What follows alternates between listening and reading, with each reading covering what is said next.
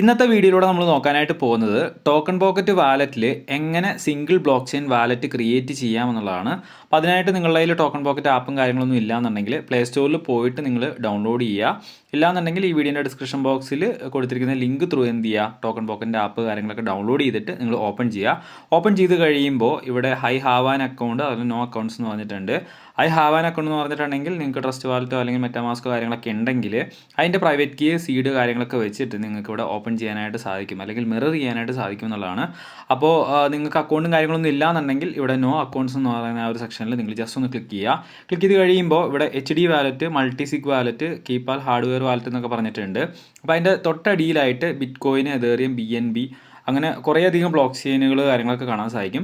അപ്പോൾ നിങ്ങൾക്ക് അതിൻ്റെ സിംഗിൾ വാലറ്റ് മതി എന്നാണെന്നുണ്ടെങ്കിൽ നിങ്ങൾക്ക് സിംഗിൾ വാലറ്റ് കാര്യങ്ങളൊക്കെ ക്രിയേറ്റ് ചെയ്യാം. ഇപ്പോൾ ഞാൻ എന്തായാലും BNB ചെയിനിലാണ് ഒരു വാലറ്റ് ക്രിയേറ്റ് ചെയ്യാനായിട്ട് പോകുന്നത്. അപ്പോൾ അതിൽ എന്ത് ചെയ്യുക, ജസ്റ്റ് ഒന്ന് ക്ലിക്ക് ചെയ്യുക.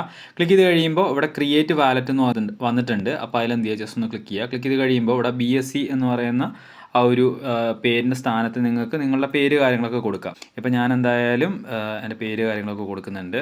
ഓക്കെ, അതിനുശേഷം ഇവിടെ ഒരു പാസ്വേഡ് സെറ്റ് ചെയ്യാൻ പറയുന്നുണ്ട്. പാസ്വേഡ് നമുക്ക് സെറ്റ് ചെയ്യാം. പിന്നെ അതുപോലെ തന്നെ ഹിൻ്റ് ആയിട്ടുള്ള രീതിയിൽ ഓപ്ഷണലാണ്, അത് വേണമെങ്കിൽ ജസ്റ്റ് ഒന്ന് കൊടുക്കാം.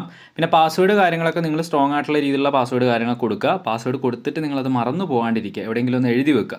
അതിനുശേഷം ഇവിടെ read and agree with user agreement എന്ന് പറഞ്ഞിട്ടുണ്ട്. അത് ജസ്റ്റ് ടിക്ക് ഇട്ടതിന് ശേഷം ക്രിയേറ്റ് വാലറ്റ് കൊടുക്കുക. ക്രിയേറ്റ് വാലറ്റ് കൊടുത്തു കഴിയുമ്പോൾ നമുക്കിവിടെ ഇങ്ങനൊരു സംഭവം വരും, അണ്ടർസ്റ്റുഡ് എന്ന് പറഞ്ഞിട്ട് കുറച്ച് കാര്യങ്ങളൊക്കെ റീഡ് ചെയ്യാനായിട്ട്. അപ്പോൾ അത് ജസ്റ്റ് നോക്കി കൊടുക്കുക. എന്നിട്ട് ഇവിടെ നമുക്കൊരു 3 ടിക്ക് ഇടാൻ വേണ്ടി ഒരു സംഭവം വരും, അത് ടിക്ക് കൊടുക്കുക. അതിനുശേഷം ഇവിടെ താഴെ ഒരു ജനറേറ്റ് എന്ന് പറയുന്ന ബട്ടൺ ഉണ്ട്. അപ്പോൾ അതിലെന്ത് ചെയ്യുക, ജസ്റ്റ് ഒന്ന് ക്ലിക്ക് ചെയ്യുക. ക്ലിക്ക് ചെയ്ത് കഴിയുമ്പോൾ നമുക്കിവിടെ ബാക്കപ്പ് കോഡ് കാര്യങ്ങളൊക്കെ വന്നിട്ടുണ്ടാവും, അതായത് 12 വേർഡ്സ് കാര്യങ്ങളൊക്കെ വന്നിട്ടുണ്ടാവും. അപ്പോൾ അതൊന്നെങ്കിൽ നിങ്ങൾ എന്ത് ചെയ്യുക, ജസ്റ്റ് ഒന്ന് കോപ്പി ചെയ്ത് വെക്കുക. ഇല്ലാന്നുണ്ടെങ്കിൽ നിങ്ങളുടെ അതർ ഫോണിൽ നിങ്ങൾ ജസ്റ്റ് എന്ത് ചെയ്യുക, ഈ സംഭവങ്ങൾ കാര്യങ്ങളൊക്കെ ഒന്ന് ഫോട്ടോ എടുക്കുക. ഫോട്ടോ എടുത്ത് നിങ്ങൾ സൂക്ഷിക്കുക. അപ്പോൾ എന്തായാലും അത് നഷ്ടപ്പെട്ട് പോകരുത്, അത് ഇമ്പോർട്ടൻ്റ് ആയിട്ടുള്ളൊരു കാര്യമാണ്. അപ്പോൾ ഇത് നമ്മൾ എന്ത് ചെയ്യുക, ജസ്റ്റ് ഒന്ന് ഇവിടുന്ന് ബാക്കപ്പ് ചെയ്യണം. ബാക്കപ്പ് ചെയ്യുന്നതിന് വേണ്ടിയിട്ട് complete backup and verify now എന്ന് പറഞ്ഞ് കൊടുത്തിട്ടുണ്ട്. അപ്പോൾ അതിൽ എന്ത് ചെയ്യുക, ജസ്റ്റ് ഒന്ന് ക്ലിക്ക് ചെയ്തിട്ട് നമ്മൾ എന്ത് ചെയ്യുക, ഇവിടെ ഈ 12 വേർഡ്സ് കാര്യം നമ്മൾ നേരത്തെ കണ്ട 12 വേർഡ്സ് കാര്യങ്ങളൊക്കെ നമ്മൾ എന്ത് ചെയ്യുക, കറക്റ്റായിട്ട് തന്നെ എൻ്റർ ചെയ്ത് കൊടുക്കുക.